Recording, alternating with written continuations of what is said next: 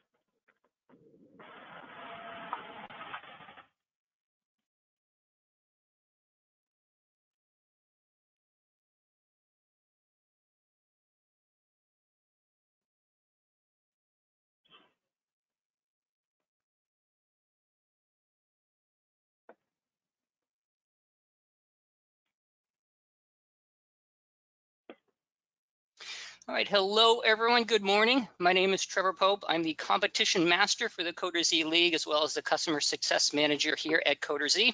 I'm extremely happy to welcome you to this interactive webinar session. We have 2 of New York City's finest teachers who are going to explore the new paradigm of STEM education. We're going to talk about hybrid learning. I had the opportunity to take a look at their slides earlier this week. I was really impressed with how engaging they are, the positive energy that they showed, and the energy that their message contains. So I'm really excited to sit in and see this presentation. Using practical exercises and personal anecdotes, our guests will share what it takes to build a successful and effective hybrid teaching experience, sharing their experience on how to launch and maintain their virtual offerings that engage students, that incorporate elements of project-based learning into programs that foster 21st century skills. They keep young scholars connected to STEM education and each other, and reinforce strong classroom culture, leverage a variety of formative assessment techniques to check for understanding and to track progress even when students are not in the room. So this will be an open session. We'll be discussing things back and forth. So we'll try to answer all or most of your questions. So keep those questions coming. I'm going to start with some questions for you, our audience, with a poll question that I'm going to pop up here. My first question is, are you guys interested in finding new and innovative ways to teach STEM remotely? And there it is. So we'll leave this open a couple of minutes for you guys to answer that question, collect some responses.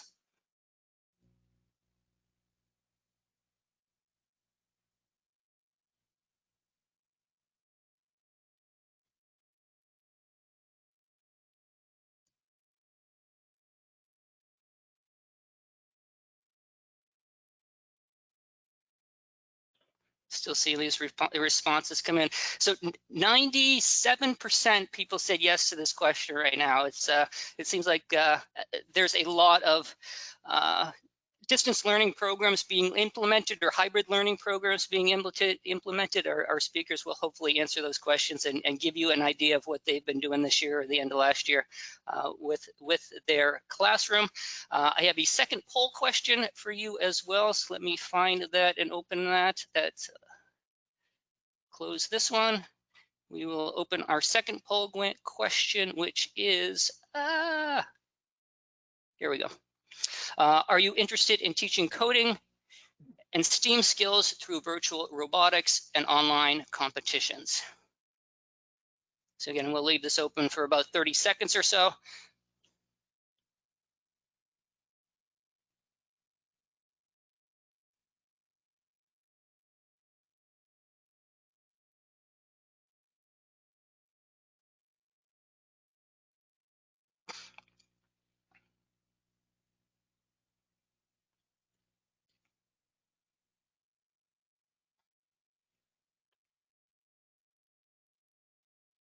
Awesome, I'm seeing a lot of yeses here and currently doing it. That's great answers. I'll leave this open for about another 10 seconds or so and then move forward.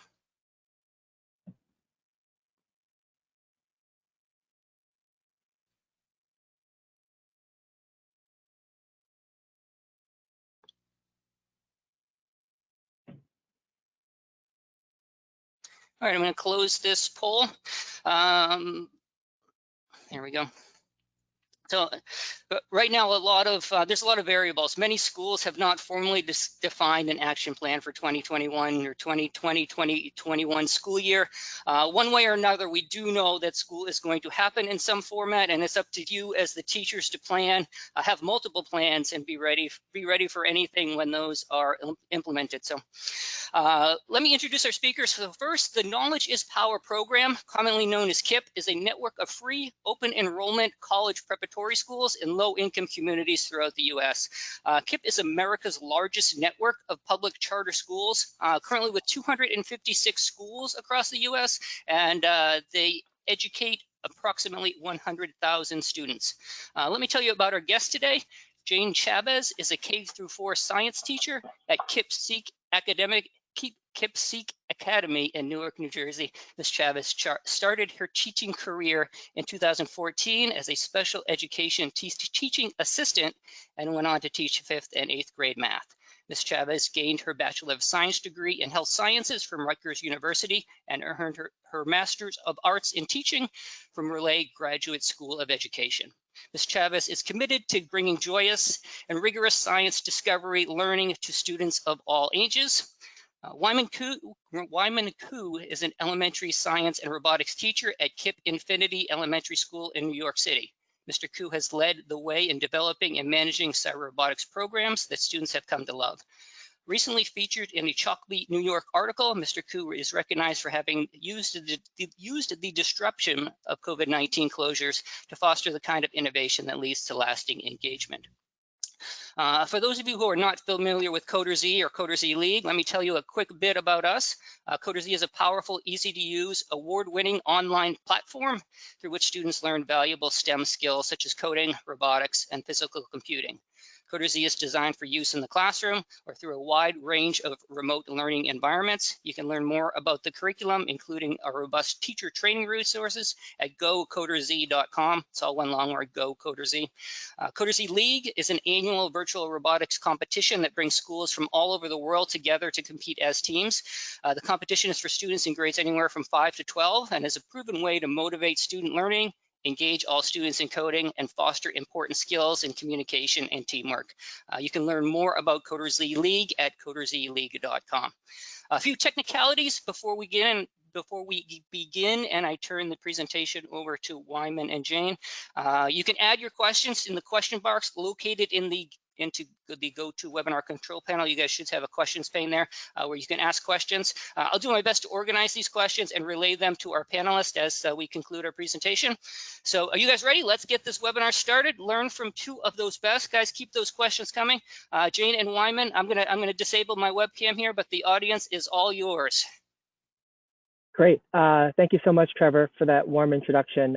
Jane and I are so blessed this morning to spend our morning with all the teachers who are spending their morning with us when they could be doing so many other things. So before we get started, I want to first state again my gratitude for all the teachers for all the work that you've done, especially with these uncertain times this past school year and thinking about what the school year is going to look like next year. And before we get started, I really want to lay out our agenda. Jane and I are going to be talking about who we are, some of our core beliefs, some of the experiences that we encountered and where that overlap is, some of the things that we learned from this past year, and then open up for questions towards the end. So a little bit about myself. Again, my name is Wyman Koo. I'm an elementary teacher in New York City, in West Harlem. I've taught science, computer science, and math for the past 6 years. I'm going into my 7th year in teaching. I've really found a love of teaching science to young students and finding new experiences and creating those experiences for all learners. Outside of school, I'm an avid traveler. I'm actually currently in Maine right now. I'm outside of Acadia. I run a youth volleyball program in New York City and love bicycling and trying new foods. And with that, I actually want to state first that I am not an expert. We're all going through everything for the first time right now. None of us are experts in remote learning, hybrid learning, or anything that may come up in the future. We're all going through this together. But I do want to share the experiences that I've had and the successes and failures that I've gone through with you. So thank you again for that. So I actually want to start us off with a grounding quote from Derek Howe. It says, "The only thing certain in life is uncertainty. When you're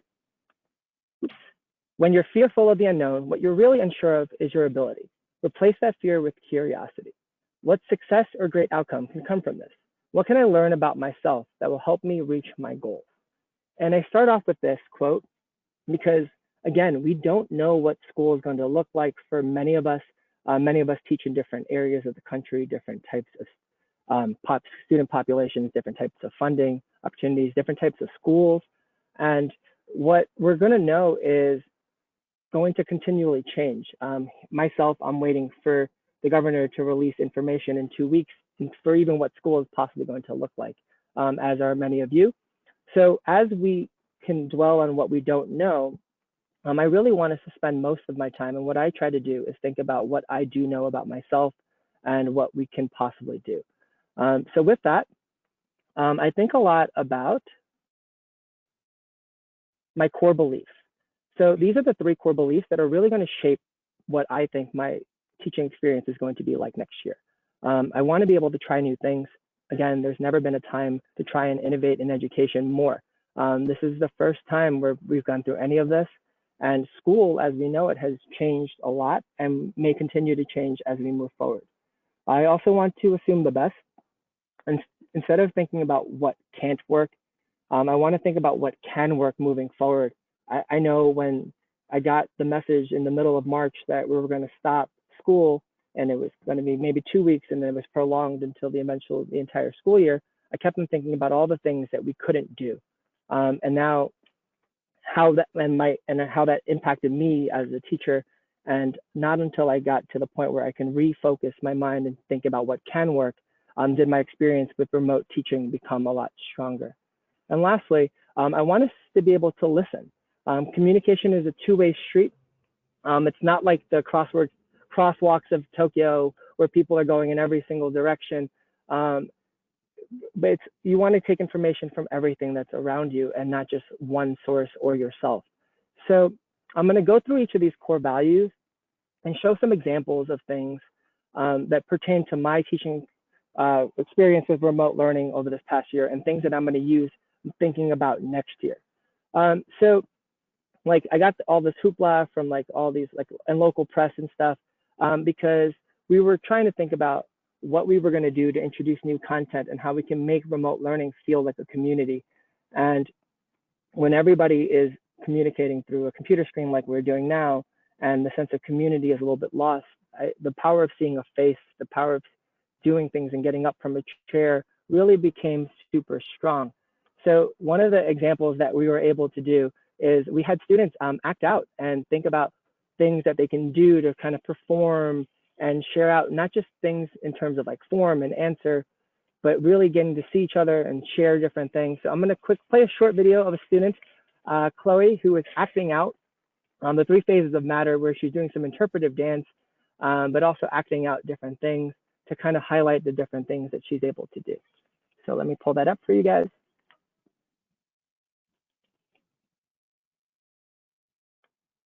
All right. Solid. Liquid. Gas.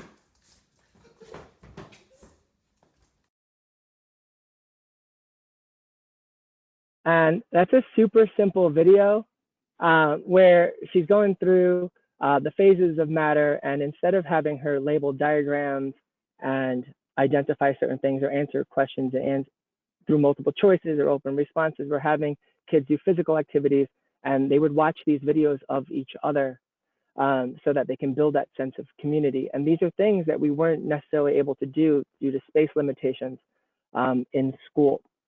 So it was a way to engage students in a completely different way. We've also done things where students would use their everyday life where we can take the whole child and take their beautiful selves in their lives and get them to share their part of what they go through and tie it into science. For example, we had students write down the steps it took to do laundry and write the algorithmic steps and the step-by-step directions it took to do laundry, and then had the kids do laundry using their own directions, and they had to iterate on that and think about, wow, this actually ties to computer science, and they were learning things about computational thinking even in their everyday lives without knowing it. And with new things, we were able to have students and create a lot of different forms of responses. Project-based learning can be a great thing for this time because students have more time in terms of being at home to try new projects.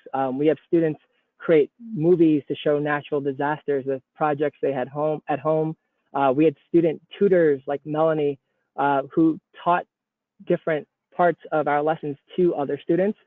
So they would record PSAs that they could play to other students to create that engagement that we weren't necessarily able to do in person school necessarily. So I'm going to share another video. This is Melanie being a student teacher.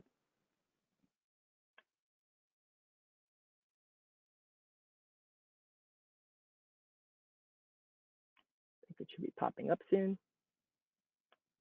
Great. The difference between a conductor and an insulator is that conductors let electricity flow through it. For example, one conductor is a metal, and insulators don't let electricity flow through it. For example, rubber. And conductors are mostly made out of metal. Bye.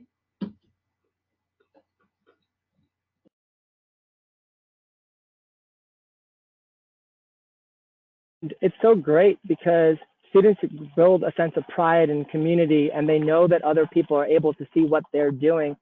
So in times where many of us, myself included, felt so disconnected from each other and from the students that we love and our coworkers, students were able to find a way to share their personality. And she did a great job of being more professional in terms of her background than me. And as we thought about that, another thing that really reshaped the way I thought about remote learning was assuming the best. I show these pictures because when I think of school and think of my classroom, I think about the experiences that kids were able to do in class and with collaboration, sharing ideas, that obviously because of the coronavirus and COVID-19, we can't do those things right now, and maybe not for a while. So I spent a lot of my time thinking about, man, these are all the things that we have planned that we can't do and we normally do, and things that we've honed over many years of teaching. Some of you have taught for way longer than I have, and you've built great practices and great projects and great things that we unfortunately have to change because we're being forced to change. And we had to think about like, man, how am I going to be able to have kids investigate different parts of an earthworm when I can't give every kid an earthworm? And all of that. And instead of thinking about what we can't do and what kids might not have at home, I changed my mindset to thinking about, let's assume the best and that all kids and families really do want to learn, and they are going to do everything in their power to give themselves that opportunity to learn. And how can we as teachers redefine what we present to students so that they can do all of that they can do. So with that, one of the things that I started doing was every week I would release videos with at-home projects that were, to be honest, not tied to our curriculum at all. They weren't tied to the actual, like, hey, do you know what a solid, liquid, and gas is? It was more like, you know what, we're going to do things that kids that are going to spark joy and the love of learning so that when we go back to some type of normal, kids are just going to love learning and they're going to want to come back and do the things that they associate with school. So I did science experiment Wednesdays that I would always pull out. I think here's an example of one. And I'm not going to play the whole, oh, the wrong video, sorry. And with that, I actually love that because it actually normalizes errors. Kids can see how often like I mess up and they're like, and it normalizes everything. So, and kids can start seeing each other as like, wow, we can all learn from each other and each other's mistakes, which is awesome. Let's try take two.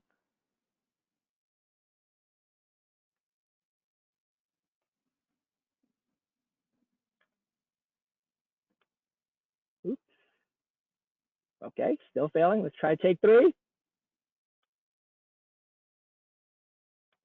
So I think I have a lot of the versions of the same video. Sorry. Well, I want to play it from the actual slide. Sorry about that. The audio is probably not going to play, but I would actually create science experiment Wednesdays. I tied it to an Instagram account and a social media account that parents would follow. So the parents would be like, hey, did you see your teacher do this on Instagram? And they would have their kids do it. And I would have kids submit their videos through Google Forms, through Instagram, through email, and they would show themselves doing that experiment and how they brought their whole families together. And what I loved about it, and I'm going to fast forward a little bit to make up for the lost time in terms of my technical glitches, we would do all these experiments and kids would do it with their families and bring their communities together. It's like, oh, I did it with my abuela, I did it with my uncle, and they would have a great time and they would carve out time in their day to do science. And to them, it was both fun and educational, and the families loved it. And it created all these new relationships that weren't there before. And it gave kids something to look forward to. And I think it's so important to create benchmarks in terms of things that kids are excited about doing and seeking out as we go. And we actually created amazing, beautiful virtual classrooms. I think often about what this would have all looked like with remote learning 10 years ago without the high-speed internet and the web conferencing and the phone calls and the FaceTime and the text messaging and everything that we have at our disposal now. And we were able to run an online robotics club. We did it through CoderZ, which is why I'm tied to this now. But we also did a lot of different things, and it gave kids something to look forward to. Every week, we would meet weekly to talk about the projects and set goals for the future. And I just thought it was so beautiful that kids would invite me into their homes and share with us the process and that work through science and robotics. And it was really great. I'm going to actually pass it off now to Jane, where she can talk about some of her awesome experience and expertise through it all. Thank you so much, Wyman. Wyman, would you mind putting the slide deck back on? I don't see it up. Thank you so much. Thank you so much, Wyman and Trevor, for the introduction. Again, I would love to echo what Wyman already said.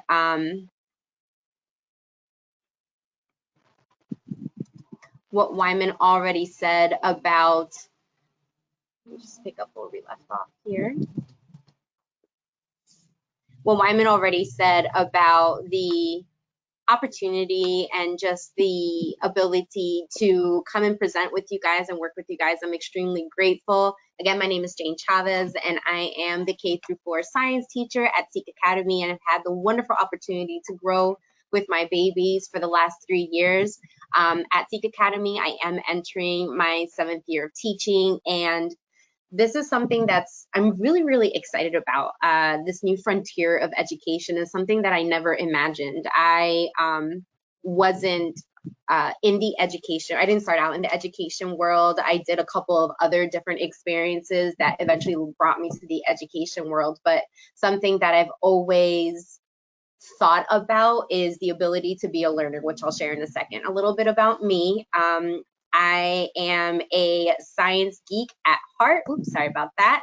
And I love being able to put on science events for my students. At the bottom right-hand corner is a science fair that we had the Wednesday before we got the email saying that our schools would be shut down. So this is like very ingrained in my memory and in the memory of a lot of our students, our 4th graders actually, and their families, of the wonderful event and experience that we were able to provide for our kids. And when we had the opportunity, when we were told that we were going to be going to remote, one of the things I really thought about is, how am I going to foster this community and engagement of love of science that I know a lot of my students have through remote learning? About me as not a teacher, I also am a traveler, and I love to ride my bicycle. And if you take a look closely at that picture, I have a little dog who is my little fur baby. She is Lola, and I love her very dearly, and I'm so excited that I've been able to take her out with me on adventures. But one of the things that I would also like to start out with is the same ability to have a quote to ground us. So always walk through screen disappeared here. Always walk through life as if you have something new to learn, and you will.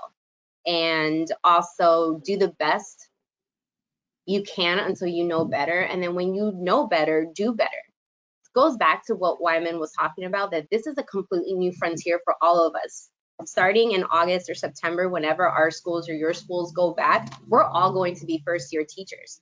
And I urge you to think about your first year teaching and the fear that obviously a lot of us felt sitting in front of students, and you have that power to excite them with the love of education and all the lessons. I'm sorry for the background noise. Also a great part of remote learning, just, you know, normalizing error and normalizing life, right? The ability to think about what it is that you can do better based on what experience you have come in. And a lot of us are coming in with at least 3 months of experience. This isn't anything new. And like Wyman said before, we will be talking about the lessons that we've learned in those experiences that have come about. As I was doing research for this, and also right when we started remote learning, one of the articles that I found is called Not Your Mother's Online Class. Great, catchy title by Newbold. And this was in 2018. The future of education seems like will likely need a whole new approach to preparing and hiring teachers, as it requires a different type of interaction with students. And that's so true. And the 3 core beliefs that Wyman shared, assuming the best, trying new things, and listening, those are going to be key, I have found, and in having the conversation with Wyman and other educators such as yourselves that want to do the best for our kids, but just need help on how. So the 5 categories, scientists, of course, I love categories, but these are messy, right? Student engagement, relationships, family engagement, practicality versus utility, and resources. All of these categories, the great thing about them is that although they are separate, they are intertwined, and I found super important, along with the core beliefs that I have, that I need to keep these in mind. Now, if you take out hybrid learning and remote learning and think about our traditional classroom, these 5 pieces are extremely key. What I'm trying to say is that at the end of the day, and then I'll talk about this towards the end regarding practicality and futility, we shouldn't be reinventing the wheel. There are experiences and procedures and things that we have brought to the table that have worked for us in our classroom, and we can still make it work for us in remote learning or hybrid learning. We just have to get extremely creative, and what a wonderful opportunity to get creative at this point. So 2 things to talk about in this slide: family engagement and student engagement. One of the things that I have been extremely fortunate to have are relationships with the families, because I have been teaching our babies for the last 3 years. And I really found myself getting reflective and metacognitive a lot of the times. And if I wouldn't have had and built those relationships with our families, the trust that they have with me, the vulnerability that they had to show, like Wyman said, inviting us into their homes, into their daily lives, and really opening up so that that learning can happen. Vulnerability and engagement go hand in hand, because if our families aren't trusting that we have their best intention at heart for our students, which all of us have, then that engagement piece and that wanting to build that relationship and wanting to do the work can get really tough, right? So these are just screenshots of 2 lessons that I had done this past spring. On the left-hand side are my elementary students, and this was a recap to a Earth Day lesson. But as you can see, there is nothing really super scientific about this, but I shouted out students. I started out all of my videos with shout outs, just like I did in my classroom. It built engagement, and it built wanting, that engagement built wanting the students to do the work and just be shouted out. How cool is it that on a computer screen, you hear your name being shouted out? For a 6-year-old to a 10-year-old kid, that's amazing. For an adult, that's also amazing. It helps that tie in that engagement. And what I found is that students starting doing more than just what was expected of them through assignments, right? So I also created a social media account that is connected to my school. We also have Class Dojo, and we would shout kids out. If a parent sent me a picture of a student trying out a egg drop experiment, which is one of the students on the top left-hand corner did, I shouted her out. If the next week, the next student tried the exact same experiment, guess what? I still shouted them out because there is a way to reward that love of science and that love of wanting to be engaged and learning more that really sticks home and makes a big impact on our students. On the bottom right-hand side, I decided to do CoderZ, which is why I'm also linked to this wonderful network and community of educators for my 3rd and 4th graders. And they loved it. And I think the reason why they loved it is, one, it is a very fun program to do, but 2, I recorded myself doing all of the lessons, doing all of the missions, and whenever I made a mistake, I intentionally kept those because I wanted my scholars to see that I too am new to this. I too am making mistakes, and I too can learn and grow in the process. And not only did I have students super involved, but my family's involved. I had FaceTime calls, Google Duos, I had weekly check-ins, just making sure that they can get through this. And I'm still getting notifications that families are still working through this, even through summer education. So the takeaway here is whatever you do, whatever it is that you decide to teach your scholars, whether it's something that your school is giving you through a curriculum, if you decide to do an offhanded science lesson and post it on social media as part of an incentive like Wyman and I did, make it fun. Make it engaging, because if you go all in and really dork out with our kids, they're also going to want to be that engaging and want to participate as well, just like we do in class. So a couple of things about connecting to STEM, practicality versus utility resources. Encourage discussions. One of the things that I find my students obviously love to do is talk. And when we have this kind of platform, it is really hard to foster that community and engagement and have that personal touch. Throwing in a TED Talk as a quick turn and talk, or I'm so sorry if my dogs are barking, or having conversations that can really entice, whether it's connected to your content or not, really helps build that engagement. And as you can see with online and remote learning, and a lot of the videos that Wyman decided to show, is kids really have that courage to be more vulnerable because you're in a room by yourself. So why not go in and really connect and engage when you do things like that? Phenomenon based, which is just like in the back pocket of every science teacher. If you pose a phenomenon to your students and challenge them to understand it and do the research, they're going to go all in. And just like Wyman did, connecting real world connections with doing the laundry, our scholars now have the opportunity, we have this wonderful opportunity to connect everything that we teach to what our current situation is in our world. We'll talk about the elephant in the room, talk about the pandemic, because again, we want our scholars, we're trying to empower them to become those innovators of change. They're not going to be innovators of change if they aren't informed. And we have that wonderful task to be able to do that for them. Hands-on activities, model them, get messy. One of the things that I always tell my kids, if you leave this classroom and you haven't gotten messy and you don't need to wash your hands, then we didn't have a good science class. But at the same time, make them accessible. Think about the things that you have at your house or things that are commonplace. But here's where that relationship building also comes in, right? Reach out to your families and your parents, whether it is a brand new cohort of students that you will be having or students that you've seen time and time again. Reach out to them and figure out what it is that you can do to make this accessible to them. Because the one thing that you don't want to do, and I am guilty of this, so I'll share this experience, is that assume that someone is going to have a specific common household item in their home, and then you're going to have that disappointment from your scholar that wasn't able to perform the activity. So be as flexible as you can and make sure that you're reaching out and talking with your families. Careers is a really, really cool thing that you can incorporate. CoderZ also gave me the opportunity to be able to talk about careers and talk about the power of coding and understanding computer science and understanding how the world works around us, the whole basis of science. And it really got my students to wanting and talking about different careers and also thinking about going into science. What a wonderful thing.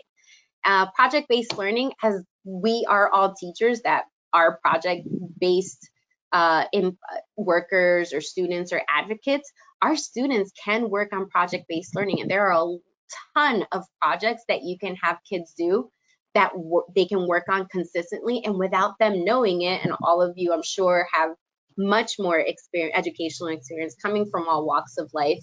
There are different projects that they can work on where they are really learning about the key core concepts that you are teaching them, but they're applying it, and it's just so much more stickier. And working smarter, not harder. We are here in a wonderful community of 133 attendees. These are your resources. We are your resources. Again, I'm not an expert. I'm someone who is forever a learner, and I'm so grateful to do that, because again, if you ever stop yourself, you think you know it all and you stop learning, I think there's a quote out there that you're dead, and we're certainly not there. And we have a lot of ground to cover and a lot of things that, a lot of potential coming our way. So takeaways, use your families and students as resources and learn best practices from your colleagues and people outside of your network, much that a lot of you guys are doing today. Build those relationships. It's really, really important to reach out. We are not alone in this. That fear of not knowing or being someone who knows less than the next person. No one knows more than anyone else right now. We're all in this together. It's a fresh boat.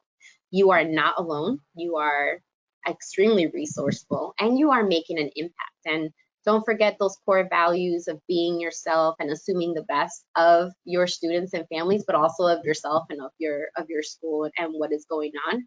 Try something new and absolutely make mistakes. It's the best thing about science.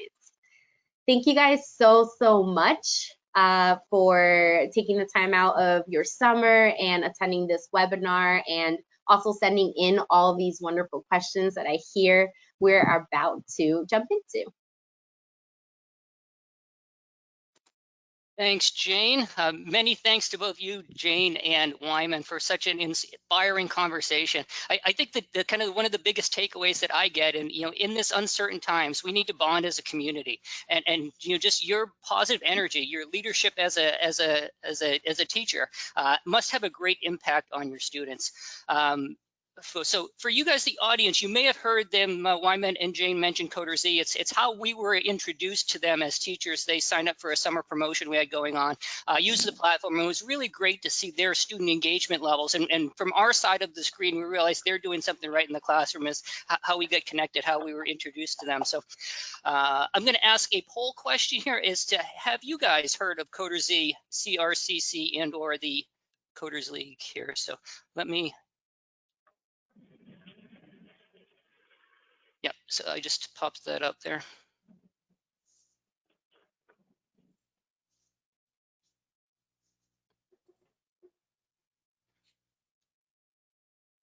So right now we're at about 50-50, 50% yes, 50% no, with a couple using it in the classroom. That's good to see as well. Give us a couple more seconds.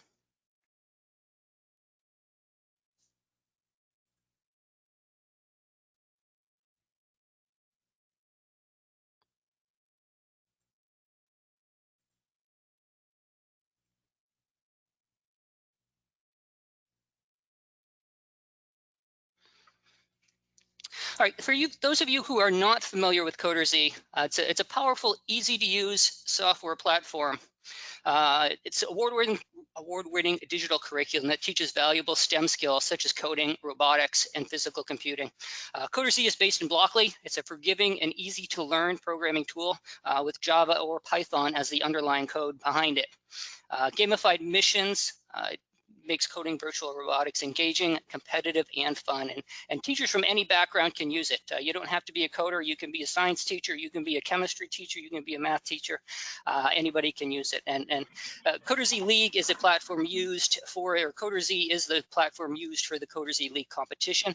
This will be my 4th year as the competition master for the CoderZ League, and we intend for this to be the biggest and most exciting event yet. So we look forward to seeing more participants in that. CoderZ curriculum programs and supporting materials are all flexible enough to succeed in any learning scenario, in class, hybrid learning, or fully virtual, and agile enough to pivot quickly as needed. CoderZ curriculum supports self-paced learning on a platform that is both readily accessible and affordable to all students, and curriculum packages are available for students ranging in grades anywhere from second grade to high school level. CoderZ League is a groundbreaking virtual robotics tournament. In the past, it's been CRCC. We've rebranded it this year to CoderZ League. It's a groundbreaking tournament where students plan, strategize, program, and compete within their class, within their grade level, within their entire school, even within their entire district, to earn points throughout various stages of the competition and progress to a finals. I'm honored to say we've had 36 different U.S. states participate in the past, and we've had over 200,000 students use the platform and been exposed to coding and robotics over its short history. The fall 2020 competition will consist of 2 parallel leagues. We're going to have CoderZ League Junior. It's ideal for students in anywhere from 5th to 8th grade with little to no coding experience. Students will program in Blockly using our ED3 robot in simulation, and the recommended background course is Robotics 101. CoderZ League Pro is ideal for students in 7th through 12th grade who may have some coding experience already or who have been past participants in CRCC. Students participating in CoderZ League can program in Blockly or Python, whichever they prefer. They'll use our Ruby the robot as the simulation tool, and the CR102, Robotics 102, is the recommended background course. Registration can be done in teams of up to 5 students, a club or a class of up to 30 students, as well as a school of 8 classes or 240 students. Registration is available on the CoderZLeague.com website. Have you guys heard, I guess, do you guys want more information on CoderZ League and CRCC? That's my next poll question, so we'll pop that up for you guys. If you do, we'll collect your information and send you more info after the webinar. And after this poll, we'll get to our audience questions, so let me get those organized and ready.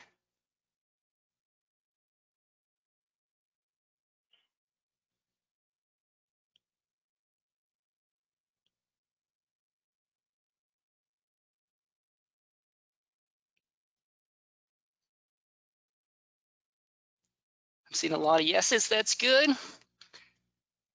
All right, we'll close out the poll here.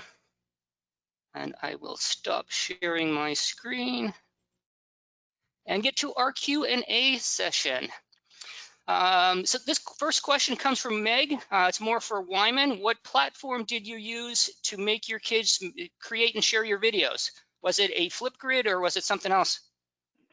Yeah, we actually try to meet parents and families where they were at. We used a combination of a lot of things. We tried Flipgrid. Flipgrid, I thought, was really student friendly. I just think that whatever platform you choose, I think you have to create tutorial videos and like how-to videos to show families how to go about it. We also just took I created a separate Google Voice number that was a separate phone number that I could use in my own phone. Families would submit videos to that separate phone number that I knew was students and families only, where they could submit videos. And we also had students also share via uploading through the Google Office suite. Excellent. From Nahid, how do you get your students engaged in remote learning? So one of the things that, again, talking about something that I pointed out during the presentation is the shout outs. And I advertised that like crazy. So I put it on our class dojo, which went out to the entire school. I got kids really excited about it. I talked to parents about it. I put it on my Seek scientist social media as well as our school social media, and our community is very social media heavy, so it was very beneficial. So take a look at what your the biggest means of communication is for your school and to target your students, and start out with that. A lot of the engagement work, and as we know this as teachers, starts before you come into the classroom. How can you excite students on what they're going to learn about? Another thing that I used to do, which is a teacher move, a very basic teacher move, is to preview the following week's lesson and keep that mystery alive, right? So it was, oh, next week I might teach you how to draw something specific. There's going to be a poll on the social media. I need you to take that poll, and if I get enough votes, I'm going to feature it. Maybe I'll have a student teacher. I'll have a surprise guest, things like that, really using yourself to engage that student. Yeah, I also think engagement comes a lot from the relationships, just like Jane mentioned. I think one of the things that we can really take into mind is with remote learning, we've never had more assistant teachers and co-teachers than we've ever had before. Every family member, every older sibling is also a means of engagement. I think as you strengthen those relationships with the families and all those who are part of the support network, you have all these tools towards engagement. It's like, hey, like why don't we do this with your grandmother, or why don't you do this with your older brother? Like this would be a great thing to do together. We also created a virtual bulletin board where we created websites where we would showcase work and like start off videos and slides with people's pictures and faces, because people love seeing themselves in things. And we put digital ribbons on different things as we went along to just build that engagement and excitement. No, it's great also from a parent point of view. If I know one of my children is going to be shouted out, or I see a shout out, it keeps me engaged as a parent and keeps that conversation flowing and builds that whole community aspect that you guys were talking about. So it's good to see that. Question from Susan. Jen, I think you kind of answered this during your presentation, but just to clarify the question from Susan says, I used CoderZ in the spring. Awesome. The kids did it completely on their own. How can I, as a teacher, demonstrate lessons ahead of time so they are learning more from me rather than self-learning through the platform? Yes, I can definitely relate to this question. There was a point where I was like, I don't know how I'm going to engage with my students if this is very self-run, but there are things that you can do for sure. Something that I said is that I did all of the missions, and as a teacher, just coming up with your exemplar, making sure that you know what mistakes are going to be coming up for students, where they're going to struggle. So I was able to pull a lot of those out and record myself. And when I saw how students were progressing around the missions, if I saw the majority of my students stuck on a specific mission, well, then I pulled that video out and I made that part of my next lesson. And I called students out because it feels more real, if you know what I mean, because in the classroom, you wouldn't call them out to embarrass them, be like, so I saw that we did this, so how can we take this work from better to great? And that's exactly what I did. I said, well, it seems like what you're doing. So if you see this mistake that I just made here, because I made it too, if you try something different and you can push it along. So that's the best piece of advice that I can give with something like CoderZ. Yeah, I also think what programs like CoderZ do well is it allows a lot of progress monitoring, like Jane was mentioning. It's really we as teachers can anticipate a lot of errors or a lot of misconceptions, but really we don't know until the kids get to do it. And we get that real-time feedback. And, it might be as simple as like we did lessons where we were just going over ordinal directions and angles. And this is 90 degrees, negative 90 degrees, a lot of concepts that actually aren't taught in math at that age. So I had third and fourth graders who don't know what negative numbers are. Because if you're following Common Core math, you don't learn negatives until way later. So we would actually be like, hey, guess what, kids? Like, this is so exciting. We're going to be learning something that you're not supposed to learn until sixth grade. And we would talk about the grids and coordinates and a lot of different things where we can actually tie it to another subject. So you can bring other people in. So we were able to collaborate with our math teacher as well through the school. So they were like, wait, Miss Paris in math is also doing this, and you too? I can't wait to learn these things. And I think a lot of the lessons actually present themselves the more you monitor the student progress. Yeah, those are great answers, and it's great to hear that from a teacher's perspective and not a behind the screens perspective. A couple of comments to that. Another great solution is to kind of flip the classroom. And if you guys notice a student is doing really, really well on missions, have them teach the class for the day and say, okay, child, you're going to teach the class, explain to the class how you did this mission, how you came up with your solution. Again, it gives them that shout out factor that they're doing really well, and it gets them to lead the community. In addition to that, we do provide answers to each one of the missions for the teacher, so the teacher does have that solution. So you don't have to be a coding expert and be 3 steps ahead of your students every single day. You can just open up that solution file and kind of compare that code to what the students did and kind of walk them through that troubleshoot and figure out exactly what step they got stuck on there. Kind of lost my train of thought here with the questions. Where am I? From Agnes, in a hybrid learning situation, we might not see all of our students. Sometimes it's 2 times a week, face-to-face. Sometimes it's going to be through Zoom meetings. How do you manage your projects? It's a really good question. I think that something that I started in the spring is that I started using spreadsheets because I was monitoring the progress for K through 4 students. That's 580 students, give or take. So spreadsheets really helped me keep everything in order, even though we were still using Google Classroom and using CoderZ. Another thing that I think is a good idea is kind of what Wyman suggested, is having a different phone number for families and parents to reach out for feedback or for help. That way you can keep things in order. That's actually something that I'm going to adopt. So I'm learning as we're going on here. But I think that CoderZ also lends itself to being able to manage the progress for your students. So something that I used to do, going back to the last question with tying it into engagement, is that I would have a running list of who I would shout out. And then after 2 or 3 classes, I would see the same consistent amount of kids that I'm shouting out. And I would say, I need you to make a little video or do something and tell me what it is that you're doing that's making you successful so I can feature it on your lesson. Not only does that build engagement, but that also turns the student into the teacher, and being able to communicate to other students in their own world how to become successful. But I would honestly, the easiest thing that I found for myself to keep organized, it's spreadsheets and linking everything to different assignments. Yeah, I actually love that I was the complete opposite. I am not a very organized person in terms of day-to-day spreadsheets. What I did to help monitor everything and frame it under the lens of equality in terms of access was, instead of a lot of teacher work is like day-to-day progress monitoring, but with COVID and who's going to work and who's available to help at home and a lot of different things, I actually set longer term goals. So it's like, hey, on Friday, by the end of the week, these are the things that we need to get done. We are all going to work at different paces. These are the resources that are going to be available to all families to help you along the way. And as a teacher, we would have office hours for parents and families to help with their younger students, because the students didn't know what questions to ask necessarily in some cases.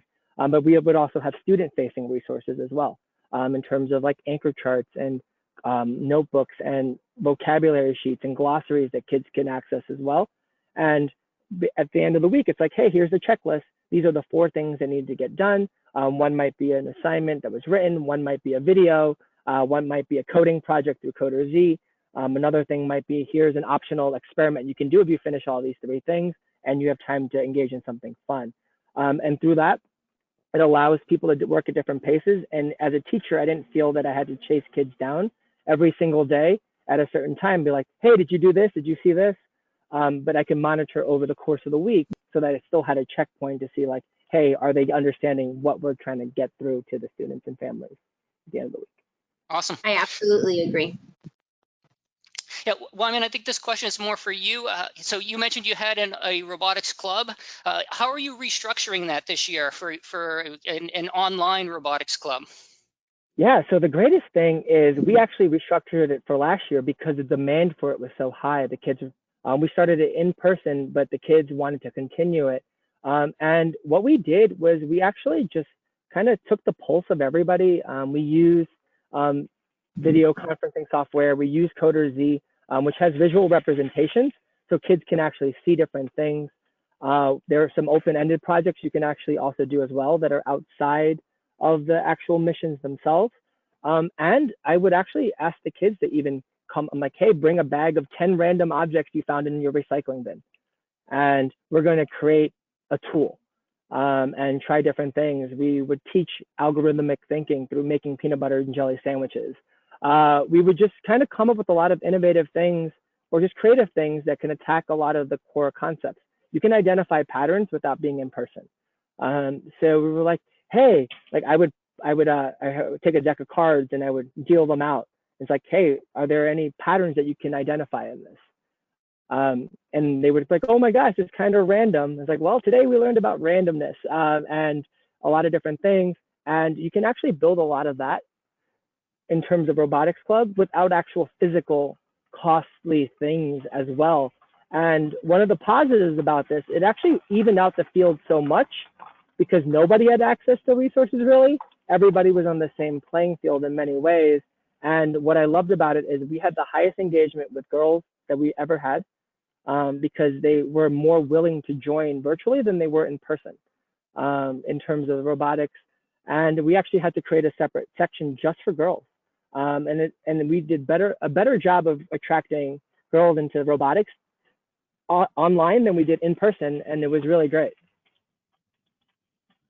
Awesome. That's great to see. We noticed that with the CoderZ League as well, there was a very high, I think it was about 45% of the population who participated were female. So it was really great to see that numbers and those engagement levels.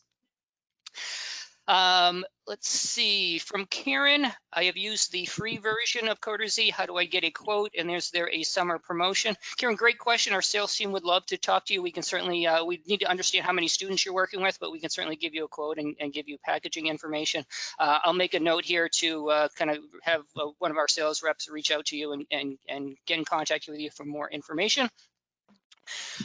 From Katie, how to actively excite your students about CoderZ when they are home and you are at home.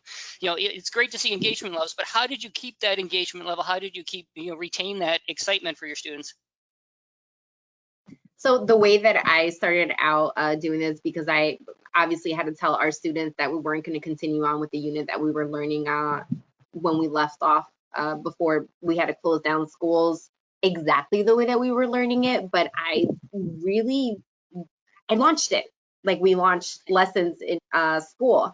I made it really exciting. I said it was really juicy, and we're partnering with Amazon Engineer, and what a great opportunity. And it's going to be really fun. There's a robot that explodes confetti everywhere, and who doesn't want confetti exploding on it? So things like that, if they feel that excitement coming from you, and at the same time in the background work that went on, is that I called the parents and I explained to them what it was. I explained to them what it was going to do for their students. I explained to them that they were going to be able to learn a lot more concepts than just plain, because as a lot of the parents asked me and said, hey, Ms. Chavez, is my kids playing a game for their science assignment? Is that what it's supposed to be? And I go, yes. If you hear them cheering and hear them getting upset, that means they're doing the right thing. And I would talk to parents about how they can keep the students engaged, but also how they can help the students like really push through the assignments, because some of them were more challenging than others. And I also engaged the parent. They were like, this is really hard. It's coding. Why is my kid learning coding? And why is it relevant to their education? So I would explain to them, why is it so important? And I pointed out the lessons that we learned in math and reading through the codes and understanding the algorithms of it. It really ties into the engagement. And plus, if you tie it into this is a really high paying career, parents will grab onto that really, really quickly. That gets the parent engagement, huh? For sure. There's also, I think it's really natural for any type of competitive like leaderboard to highlight the people at the top. But it's also really great as a teacher to highlight the kids who are growing the most, showing the most improvement. I think it's also really important to encourage the kids who are having a hard time and be like, hey, I noticed that like you spent 4 hours on that lesson. Like, what great perseverance. Like, I love that you never gave up. This is like a great trait of a computer scientist, is a great trait of a programmer. And like now, and bring in the teamwork aspect. We actually had a robotics peer team who would actually student mentor. It was like, hey, why don't you just give Melanie a call? And that actually forced kids to actually talk on the telephone and have these conversations. And like, hey, I'm going to reach out to Juan and see like, what does he know about this? And we would pair kids up so that kids would have an accountability partner. So they can actually like, and parents loved it because they were like, wow, like my kid talks to someone besides their Fortnite friends and all of that. So it really builds a lot of engagement that way as well. And I think a lot of this stuff just kind of pushes on itself. As kids find success, they're going to want to achieve more and try harder things. And I think if we normalize how when you run into something hard, spend some time on it. Spend a lot of time on it if it takes. And I actually got to the point where the kids are like, if I talk to Mr. Koo, he's going to say, I'm not helping you until I've tried for a certain amount of times. And And a lot of it is just like, you know what, I'm going to prove him wrong and I'm going to get through this, which is really great as well. And it's a normal teacher move that we use all the time as well. So I think trust your natural teacher instincts to build that engagement. Absolutely. Yeah, I had the opportunity to visit a school in New Hampshire, and they were implemented CoderZ into their classroom and were using it. And there was this one student who was really withdrawn, super introverted, just kind of, I don't want to say the outcast, but he was just kind of socially distant from the rest of the classmates. And they implemented CoderZ, and the student did over 100 of the missions in a weekend time frame. You know, the intention was to do this over a 3-week or a month timeline, and the student did them all over that first weekend. And what was great is this is what brought that student out of his shell. So now that student became the superstar in the classroom, and everybody was going to this kid for, you know, hey, can you help me? Can you give me a hint? Can you guide me through this? And you know, this kid became the superstar for a few weeks. And you know, the teacher said, Trevor, this has been amazing for the student. I've never been able to reach this student in his high school career. You know, they finally opened him up and brought him out of his shell. So it was really great to see that as well, and how CoderZ kind of gives them the confidence to find something that this is something that they love. This is something that they want to do, and it gave him that confidence to kind of come out of his shell and be his own person, so to speak. A couple other questions before we wrap up here, and they keep popping in, so I don't think we'll have time for all of them. But I do want to mention we will answer all of your questions. We will send them out in the post-webinar, you know, with the video and everything, so we'll get all those answers to you. One is from Catherine. Will CoderZ be teaming with Amazon Future Engineer again to make the platform free for schools this year? You guys probably can't answer that question, but I can. We are certainly trying to expand our partnership with Amazon Future Engineer. In the August timeframe, we are going to release a new product. It's called the Amazon Cyber Robotics Challenge. It replicates an Amazon warehouse where students will be programming the Hercules robot. That's what the name of that robot is in the warehouse that they drive around. So that Hercules robot, you'll program it to drive around, pick up pallets at various locations in the warehouse. You'll need to navigate around obstacles and other pallets there and bring that pallet to a human user along the perimeter. Now, obviously, this will be a simulated human user around the perimeter, but that person will pick up the object and get it ready for shipping. So we are planning to release that in the August timeframe. That will be free for everybody. So keep an eye out for your emails and through Amazon Future Engineer for that marketing campaign that is coming out. I'm not sure if I'm allowed to announce that or not, but too late now, folks. And I'll ask, a question came from Brenda, is CoderZ, FERPA, and COPA compliant for students under 13? Jade, I think you guys probably both use this with students under 13, but the question is, will they need parent permission? Essentially, that answer is no. Students can create accounts without parent consent. They will be shown as anonymous in the school class and on the school list, so we do not collect any personal identifying information from students if they are under 13. We do ask for parental consent, and once the parent does provide consent, they will populate the student name so the student can be seen on the class roster and the class list. So students can participate without it. They're just shown as anonymous until they do receive consent, which they're shown as their actual real name. And I'm seeing nods there, so you guys are agreeing with that as well. So I'll wrap it up. I will say thanks again to you guys. Wyman and Jane, thank you so much. Thank you a million times over for all that you do to inspire, to motivate, and to develop the lives of all of your students that you're involved with. I also want to thank you as the audience for attending this interactive webinar, discovering how to motivate your students with a hybrid learning program. We'll be having another STEM webinar in a few weeks or so stay tuned to your email and social media networks because we'll be delighted to have you again, have you back for a upcoming webinar. So again, 1 million thanks to Jane and Wyman for participating, sharing your experience, sharing your knowledge, and thanks to everybody for being here. Last but not least, as it says on my shirt, may the code be with you. Thank you, everybody. Thank you all, teachers. Thank you, everyone, for coming out. Appreciate you all. Thank you.